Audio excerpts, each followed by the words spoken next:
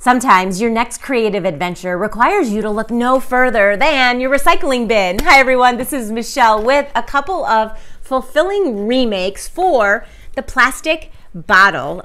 This is one of life's common leftovers, and I find for one of those fulfilling remakes, they really come in handy for gardening efforts, all different sizes. The smaller bottles I love to use for if I take some cuttings and I'm wanting to let that root system grow in a bottle of water. These are perfect because the mouth of the bottle is nice and small. It supports those stems. The leaves aren't falling into the water. You've got length to allow those roots to grow. This is perfect for that. And then once you have your established root system, you're ready to transplant, and that is where you take some more of your bottles, all different sizes, and cut the bottoms of them off, because these make really nice containers, pots for you to get seeds started for some of your transplant. This is a great way to get kids started in gardening. I love the shape of them. They are pretty durable, so you can reuse them over and over again. And then once you have like your cuttings here,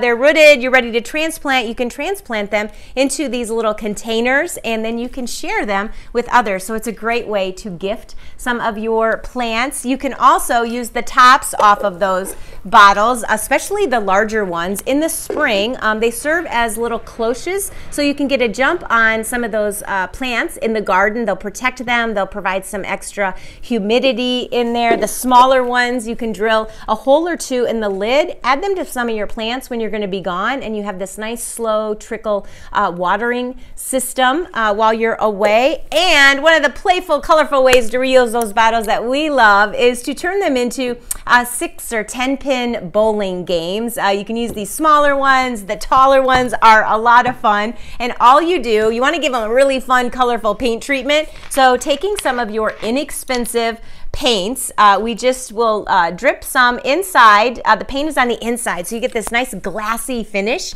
to your paint treatment, and it's a lot easier to do than painting on the outside. Let that paint drip, and then kind of tap it, kind of move it this way, that way, keep adding slowly, kind of tilting it as you're adding that paint, and you're gonna get all kinds of beautiful paint treatments, and you're gonna have a one-of-a-kind game set that you and the entire family can play. One material, so many great uses. It's simple, yet very satisfying.